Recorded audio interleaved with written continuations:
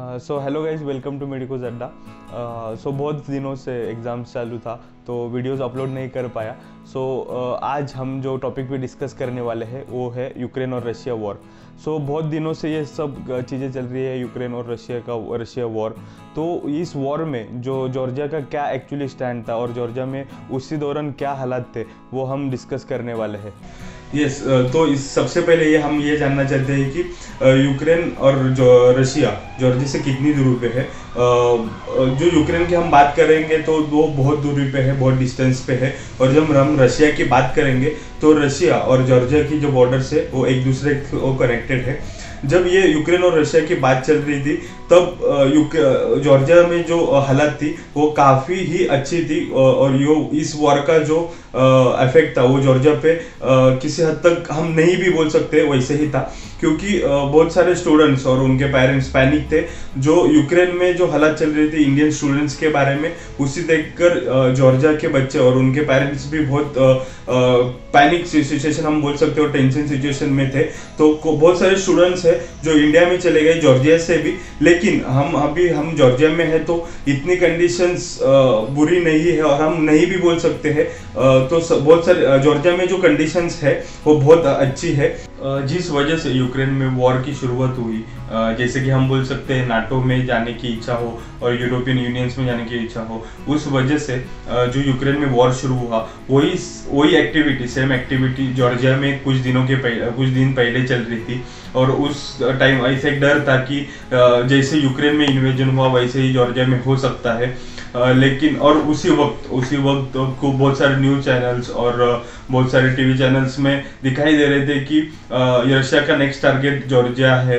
तो ये वजह से बहुत सारा टेंशन आ रहा था। लेकिन साइड बाय साइड ये भी दिखा रहे थे कि रशिया ने जॉर्जिया के साथ एक फ्रेंडली हाथ बढ़ाया है। तो ये सब सारी चीज़ें देखकर तो एक टेंशन धीरे धीरे कम हो रहा था कि नहीं, जो इन्वेजन हो रहा है कि सोच रहे हैं कि वैसे न्यूज़ चैनल में दिखाई दे रहे हैं वो नहीं है, हम नहीं मान के चल सकते थे। और उसी दौरान जो यूनिवर्सिटीज़ है जॉर्जिया की, जो बहुत सारी यूनिवर्सिटीज़ है वो टॉप मोस्ट यूनिवर्सिटी है, उन्होंने ऐसे तय किया कि we are going to take classes offline. तब ऐसे प्रेडिक्शन निकला कि फ्यूचर में कोई दिक्कत नहीं आ सकती जो यूक्रेन में इंडियन स्टूडेंट्स के बारे में हुई है। तो वो इस सारी चीज़ों से हमने ये प्रेडिक्शन लगाया कि फ्यूचर में जो दिक्कत आने वाली है वो नहीं आएगी।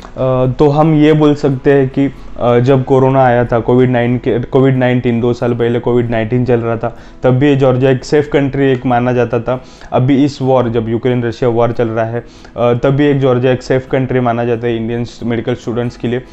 तो मैं ये बताना चाहता हूँ, जो भी स्टूडेंट्स है जो अपकमिंग सेमिस्टर में आने वाले हैं जॉर्जिया में पढ़ने के लिए, ऑफकोर्स हर एक पेरेंट्स और हर एक स्टूडेंट सोचेगा कि एक डर रहता है मन में कि जो यूक्रेन के स्टूडेंट्स को देखकर, यूक्रेन मेडिकल स्टूडेंट्स को देखकर जो डर बैठा है कि ये कुछ तो आगे फ्यूचर में कुछ अलग तकलीफ ना आए।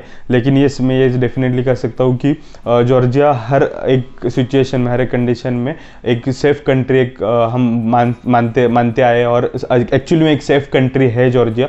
तो जो भी स्टूडेंट्स आने वाले अपकमिंग सेमिस्टर के लिए, उनको मैं ये बोलना चाहती हूँ, आप बिंदास आ सकते हैं, बिंदास आके आप यहाँ पे पढ़ाई कर सकते हैं और आपकी आप यहाँ से सिर्फ डॉक्टर ही नहीं तो एक अच्छे डॉक्टर जाके बन सकते हैं। बहुत सारे स्टूडेंट्स हैं जो इंडिया से यूक्रेन में चले गए थे अपना डॉक्टर बनने का सपना पूरा करने के लिए।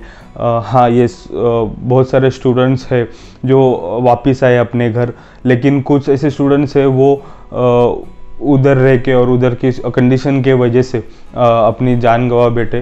तो मैं भगवान से यही प्रार्थना करता हूँ कि उनके आत्मा को शांति मिले और पूरी दुनिया में एक अमन छाया रहे, यही मैं भगवान से दुआ करता हूँ।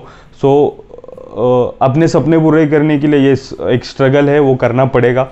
और बहुत सारी कंडीशंस आती है कि अपने सपने पूरे नहीं होते, लेकिन लाइफ में ये बोलना चाहता हूँ कि कितना भी स्ट्रगल आए, कितनी भी बुरी कंडीशन आए, लेकिन अपने सपने पूरे ही करना है और वो पूरे करके ही रहेंगे, ये ठाने ही लेना है। Thank you.